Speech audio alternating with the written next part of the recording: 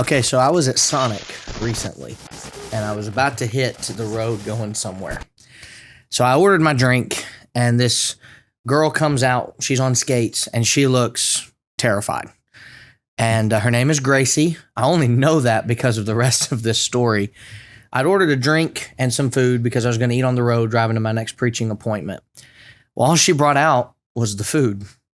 I thought that was odd and weird because I'd also ordered a drink. And she was like almost trying to just kind of slowly coast towards me. And I thought, okay, I'm not so sure this girl's been on skates before. And on a show like Did That Really Happen, you know where this is going. She fell hard, like kind of one of those where it's like your whole body hits. And when that happened, she hit my Tahoe with her skate. So I'm suing her. No. So I asked, I leaned out of the car and said, Are you okay? And she said, yeah, I'm just not used to skating. And I wanted so bad to be like, yeah, duh. I mean, you were kind of coasting out here. Bless her heart. She went back in to get the drinks too. And I'm praying that she does not fall again. And she comes out faster this time and braces herself on the menu that they've got there at Sonic. Says, here's your drink. Have a nice day. And I was just kind of like, I really hope you learn how to skate. I've heard a rumor. I don't know if it's true or not. Maybe one of you guys knows it or somebody that's in here that could tell me. But I've heard a rumor that you get paid more if you wear skates. Well, because that's considered. I heard that. Okay, so it's not just me that's heard that. If that's true, bless her heart, she needs to make less money and just save herself from the trouble of falling, because the medical bills that could pile up on this girl's docket is so much worse than an extra $1 or $2 an hour can cover. Or if they take spilled drinks out of her paycheck. That's right. But I kind of thought, it's lucky that it was me that she hit, because I could just see somebody that if she hit their car, would just lose it on her, And that brings me to my second story before I jump in with you, Cliff, here and start trying to poke and prod for stories from you. Where I was this past Sunday, I went to lunch afterwards with a couple of the elders, and the place we went to eat, one of the wives that was going with us said, my brother owns it. Now, usually, just admittedly so, that would kind of worry me, because we're often nicer to family than we probably should be. And so I'm thinking, oh no, where are we going? I've got Crohn's disease. I don't know if I can eat what we're going to be having. And so I'm driving there the whole time, and I'm just dreading it, worried the whole time. We get there, and then it got worse as far as the beginning of it, because she said, now all of his cooks quit this morning. And I'm thinking, so who's cooking? And she said, well, there's one lady back there that pretty much kind of knows how to run it. This woman is running an entire kitchen because it's a buffet where we're at.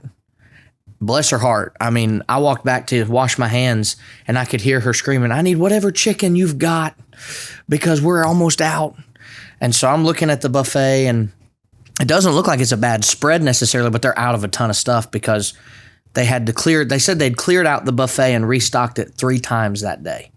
No cooks, and I've never been here before, never eaten here before. And I go and get my food, and I get my plate, and I go to sit down, and I look, and there's no silverware, because all the people that would normally be washing the silverware and other things, they're trying to take orders, they're trying to help cook, they're trying to do all this stuff. And so the elder sitting next to me ate with a spoon. And he ate his green beans with a spoon, he ate his mashed potatoes. You can eat mashed potatoes with a spoon, but the food itself was really good. But it was scary for a moment there, because, and I'm sure that's where I'm wanting to lead in with this first, because my natural thought is that you probably have at least a story or two of a food mishap like that, where you've gone somewhere with someone and they thought it was going to go really well and it just didn't. But this actually, the food itself was good, but man, the experience, I felt so bad for that waitress that day. I tipped a little extra because she was doing 45 jobs at once. Wow. So Cliff, on the hot seat now, you got anything pertaining to going out to eat with the brethren or going out to eat in general and just mishaps occurred? Well, it made me think about a story. I guess the word buffet maybe gave way to a memory, but And actually, I have two stories I'll share about my days when GBN was located in Ringgold, Georgia. And for a short time, I was coming up to the Ringgold area and doing my recording. Well, back in those days, I guess maybe that was between 2008 and 2012, maybe somewhere in there. It was not uncommon at all for one or more of my children to make the trip with me. It was generally an overnight trip.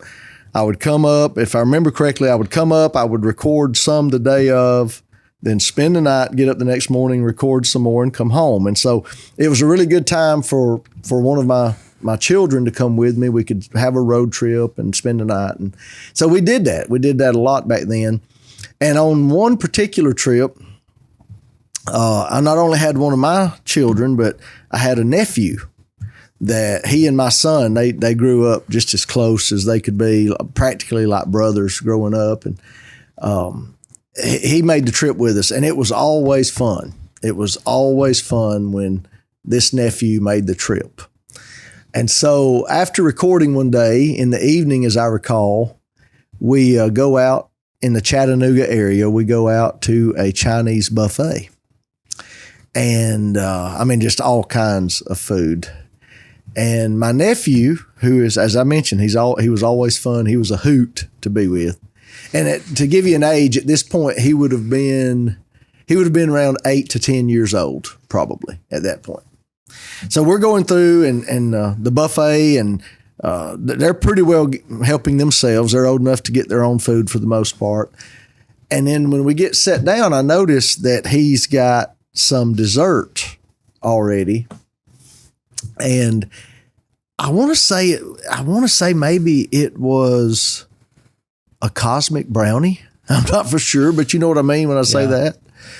And so we're sitting there, and toward the end of the meal, he starts eating dessert, and he starts eating this brownie. And he's like, "Cliff, is this chocolate or is this fudge?" And I'm like, "What? Is this chocolate or is this fudge?" He says, "Fudge messes up my stomach. I'm not supposed to eat fudge." Well, at that point, my go-to answer is, it is definitely chocolate. At that point, I'm trying to persuade him mentally, if nothing else. Hopefully it's just in your mind. This is in your mind. This is chocolate. You're in the clear. And as I recall, and this has been back 15 or more years ago now, but as I recall, he kept eating it, and as I kept trying to persuade, it's chocolate, it's chocolate, it's chocolate, he got to where he was saying, "I think it's fudge. I think it's fudge." And he knew, or I knew, that maybe some stomach problems were on the horizon, and that's never fun. But no. Anyway, that's an experience I had at a buffet. Now, you said you thought of two. Oh, the other one to me is funnier. Same nephew. I'm telling you, this guy's hilarious. Same nephew, road trip, I think, with both him and my son. And so I mentioned it was an overnight trip, right? And so back then I would typically go on Priceline, and I would book a room somewhere in the Chattanooga area. And I kind of learned how to work the Priceline system. There's a way to go about it where you get pretty nice rooms at pretty good prices. And I had learned that. But this time I didn't quite get the hotel I had wanted. And I was disappointed when we pulled up and I saw the layout and things like that. But it is what it is. With Priceline, there's no refunds. You have what you have. And so that is my nephew, my son, and I, the three of us, we get checked in, and we've got our luggage, and we're trying to get in the hotel room. I won't tell you the chain that we were at, but obviously when I tell you this next line, you'll know it was not Best Western. Because I unlocked the door, and my nephew flung open the door. And as he walked in like he owned it. I mean, like he owned the place. And he said, "It's not the Best Western, but it will do." And I looked at him and I said, "What did you say?" "It's not the Best Western, but it'll do." I'm like, okay. And I got a kick out of that. I was really laughing. Well, I walked past him, and I don't know what you guys call it. You probably call it a toiletry bag or a shaving bag. Toiletries. Okay. I've always called it a man bag. That's just, I don't know, but that's what I've called it. Now, if Beth brings it in, is it a woman bag at that point? No, it's a man bag because it's mine. Okay. Yeah. I'm just letting her bring it in for me. That's how that is. But anyway, so I'm coming in and I have my man bag and I walk by my nephew and I go back to, this is the layout of the hotel room where back in the back, there's this vanity area, and then right next to it is the shower and the toilet. And so I just go back to the back vanity and I lay my man bag or my toiletries bag on the vanity. And he sees it from across the room. My nephew sees it. And he says, "Man purse." Man purse. And I'm like, man, I said, that's not a man purse. I'm like, that's a shaving bag or whatever. But anyway, those are my two best stories. Say, hey, it's a man bag. Get it right. That's right. Not a man purse. It's not a man purse. That is my fanny pack. No, X-nay on the fanny pack. So Adam, my son, was with me recently, and we were staying at a room where he was going to be on the pull-out couch. Now, I don't know when the last time was that you two might have slept on a pull-out couch, but for me, it was last year. And where I was at, Dad had booked a room. I don't think they had the ability to get us a room with 2 beds. So I was on the pull-out couch, which was an interesting endeavor because those beds are about as thick as this table, which is not that thick. And you just feel every part of the metal mechanism underneath you while you sleep that night. So I had to go downstairs every morning and ask for more blankets and pillows, and I was every day building just a slightly more comfortable bed, like Legos. Every day I'd put down more sheets and more blankets and pillows, and it'd be just a little bit more comfortable the next night. So it's not what you would think of luxurious.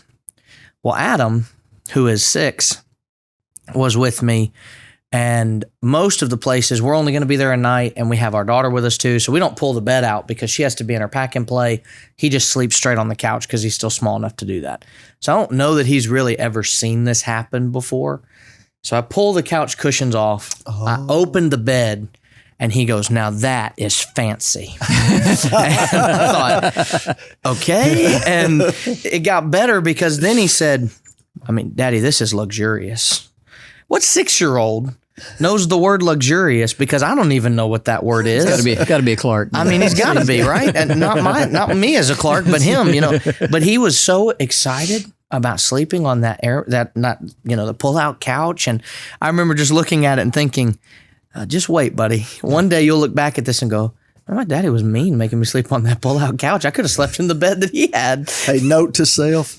Any mattress that you can fold 3 times and put in a hole is probably not going to be very comfortable. That is very true. Ask me how I know.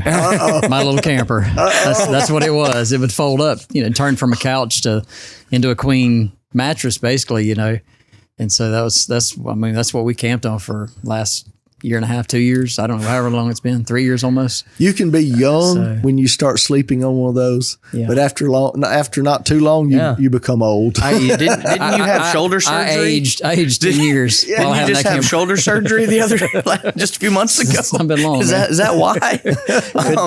Could have been. Made me think about buffets. When we were in school, I don't think I've told that story on here at least. But anyway, we were in school, and Brother Bland says to me and Larry Fife, he says, "You guys want to go? Y'all want to go get some food?" Yeah. Anytime an instructor asks, you're going. It's wherever you want to go. He says, "So let's go down here to this little Thai restaurant." And I'm like, oh, this is not going to end well. There's no way this ends well. I'm not that picky, but I'm pretty picky. I want to know what it is I'm eating, and I feel like this is probably not going to be good for Wayne. And Larry's all about it. He's, anyway, gung ho, Larry. So anyway, so we go and we're eating, and I'm asking Brother Bland, he said, what is this? What is this? What about that?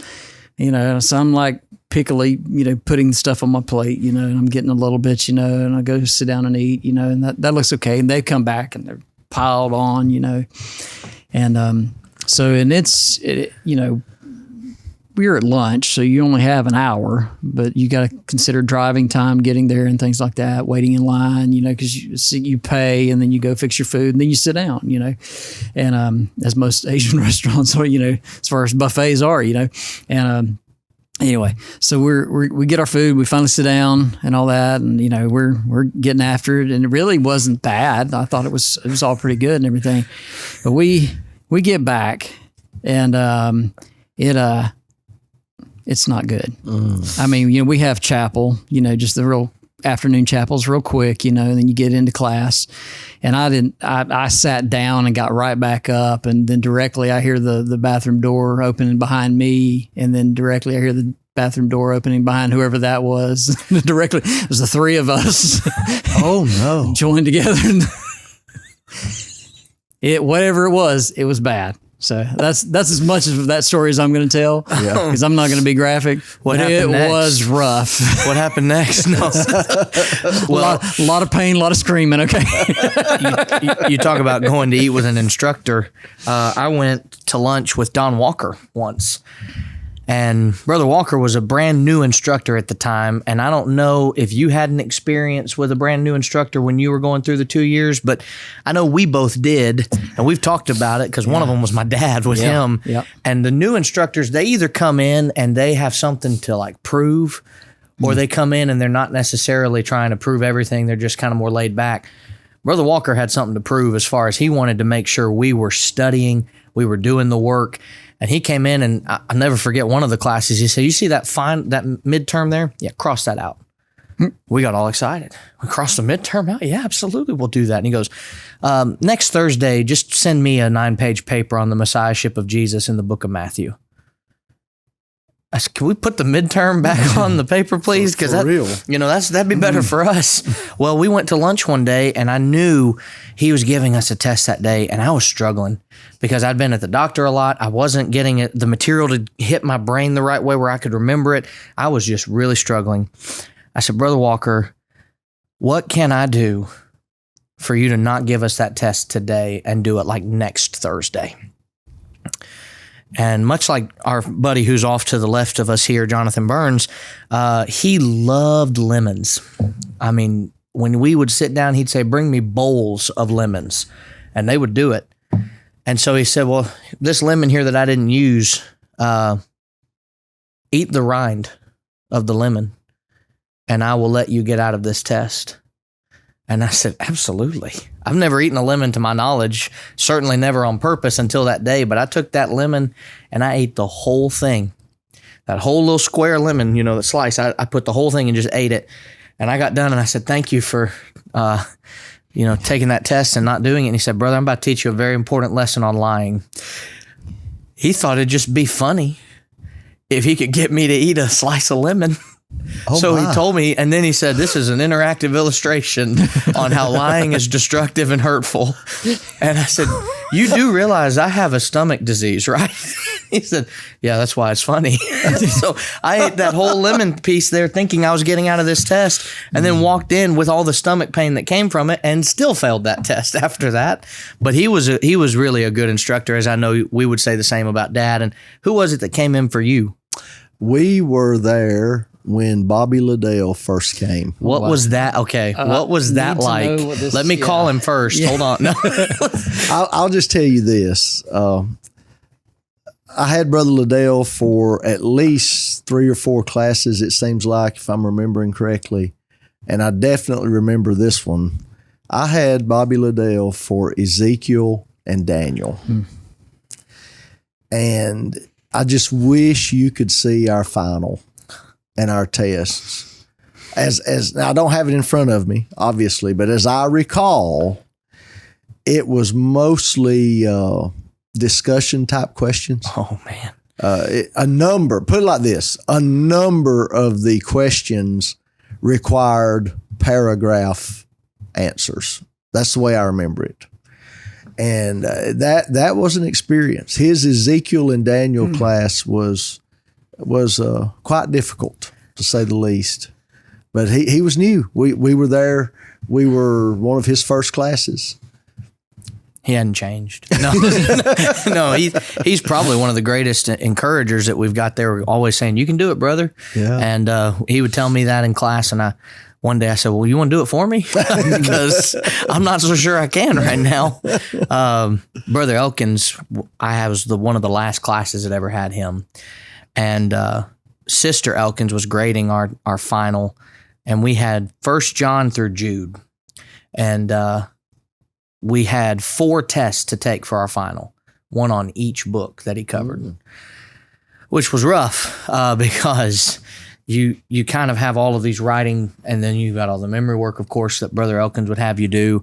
Well, one of the questions was, who wrote the book and how do we know? And so in 1 John, it's John, here's how we know this passage and this passage. And, I waxed eloquent with all of the things that he'd covered in class, and I made sure to write all of that down. And then I turned in that test, and how he had it set up was you'd turn in one, you'd grab the next one. So you didn't have it with you. Oh. And so I go and put 1 John up, I grab 2 John, and I go and sit down, and the first question, 2 John, who wrote the book and how do we know? And so I thought, well, okay, naturally, logically, I wrote all that on the first test, so I'll wax a little less eloquently, but I'll still give some of the main facts and, all of that. So I did that. And I go in and turn 2 John, grab 3 John, who wrote the book and how do we know? And by this point, I thought, surely they're going to know that I know this by now. So I just wrote John. Oh. And I moved on. And Sister Elkins was grading the test because I could tell it was her handwriting. And she wrote on the first test, I made a good grade. Second test, good grade. Third test, she marked off number 1 and said, "Where's your proof?" And I went to Dad and I said, because I knew I could get a rise out of Dad if I did this. I said, so I went to her and demanded her to see test 1. And Dad said, please tell me you did not do that. Because he knows there's a chance I might have. And I said, no. I said, but I was frustrated because I thought, well, I did show that I knew, but that ooh that you gave was obvious. Because if 3 people ask me to prove that, I can't say, hey, go see the first person I told. They'll tell you. I need to be able to say it each time. But Brother Elkins was a really good teacher, obviously, all the memory work and everything that he did. I wish we could have had him, when he was younger, because his health was failing at that point, and it was hard to watch sometimes him walking, but he was so dedicated, always walking into class and studying and doing all of this. Anybody else, I think, we talk about being a studious person on Tuesday when we were together for that. Anybody else would have just probably called it quits, but he pressed on through the end. But I remember that test being very frustrating. Yeah. Let's see. I've got one other thing to ask you, and then I've got one more thing to maybe talk about potentially. What's the easiest way to ask this? Because it's going to sound mean when I say it if I'm not careful, and I'm not trying to be mean to anybody. I'm just trying to think. Have you ever met somebody who you weren't convinced everything was clicking upstairs like it should be? Oh, absolutely. And have you ever met a stranger that was like that? Any story come to mind like that you'd like to go on record and tell? If not, that's okay. I'm trying to set the tone here for my final story I've got for you. Well, I mean, that did well at causing me to think about something I have not thought about in a long time. I was within my first 5 years at Ironaton, probably within my first 3 years at Ironaton. So this is going back over 20, close to 25 years ago. And I was at the office late one night, whatever, studying or working on something, I don't recall, but I was over there late, well past dark, would have been around 9 or 10 p.m., I guess. And somebody comes up to the church building, pulls up, and I hear them at the glass doors, which are our doors going outside. And I don't think I even had the doors locked at that time. Now, since then, I probably would start locking the doors at night, but I don't think I had it locked this night. And this man's there. He's pulled up, and he tells me his name, and even more importantly, he tells me his family relationship to some of our members. And so I don't know this man, but he's saying the right names. You know what I mean? And so he seems credible to me. Now, you've got to understand that at this point, I would have been 25 years of age or less. And in some ways, not every way, but in some ways, at that point in my life, I would have still been rather naive about many things. Long story short, this guy comes in and he tells me his story that night. And we get to talking, and talking turns into studying. And lo and behold, I baptize him that night, especially knowing his family connection. So I feel like, he knows something about the church. I didn't feel like at all we were starting at absolute ground zero. I did not feel like that at all. And the things he was telling me, the things he was giving me, everything seemed on the up and up, and we studied, and he was baptized that night, and I felt good about it. Well, the next day, it was either the next day or just a couple of days after at most, this family in the church to whom he was legitimately related, that was all true. What I didn't tell you initially was part of that family was one of my elders. And so this elder, and maybe he and his wife, this was informal. It was away from services, just the next day or two. They were asking me about this man. And I was like, yes, he came by the other night. He seemed like he was really interested. We studied and yeah, I baptized him. Well, come to find out, best that they could determine, apparently the man came by drunk that night. Now, someone says, well, Cliff, you shouldn't have done this. Look, I didn't know he was drunk. I was naive enough. I've never been around drunk people. I don't make it a habit, of being around drunk people. And especially back then. Now, nowadays, I would be a little bit better equipped and more seasoned or what have you. I might recognize it, but I did not recognize at all that he might be inebriated that night. And they were telling me, well, look, we know. They were very gracious. They were like, we know you did the best that you could do, blah, blah, blah. And all that was very nice. But yeah, that was strange, to say the least. Now, as far as being around people that you just know the elevator doesn't go all the way to the top floor, absolutely. You know? And absolutely, you encounter all kinds. And the challenge is to be respectful and be considerate and remember that, hey, this person, even though obviously they have some challenges, this person needs to be treated the way Christ would want them to be treated. So that definitely comes up. Well, way to set this up for me to look like a jerk now. That's perfect. Excellent. Way to go. You're welcome, Wayne. Well, look at that too. There we go. Okay. Almost messed it up. So I'm sure you've probably heard this story before. Not the one specific to me, but you probably heard this story from someone. I'm traveling from Texas to Florida, and my car's broken down, and I really need help getting back on the road because of X, Y, and Z. And somebody's having surgery. Yeah, somebody's having surgery. Their dog died. Their grandma died. Everybody's dead. And if I don't make it home, I'll probably be dead too. And it's always it's a sob story in a lot of ways, and you don't know if it's accurate or not. And I kind of think, there. It's kind of like you see sometimes on TV where someone will do some trope where like the Publishers Clearinghouse is actually outside the door and they knock and they've got that $1 million check or whatever. And they're like, yeah, right, go away. And they're actually there. That's somehow, some way, I know that's probably happened, unfortunately, where someone's legitimately need help. But you never know. Well, we had one person come to the church building and they were adamant, I need help. And so we said, okay, well, we'll help you. Well, the elders were wise enough to know when this type of stuff occurs, we don't want to give them money. Right. We want to provide it for them. So they'd either book a hotel in the area, they'd take them to McDonald's and pay for the food themselves, they'd pay for the gas themselves. And so this elder that was there, he said, I'll take you to fill up. Because she was adamant, I don't have any gas, I'm not going to make it home.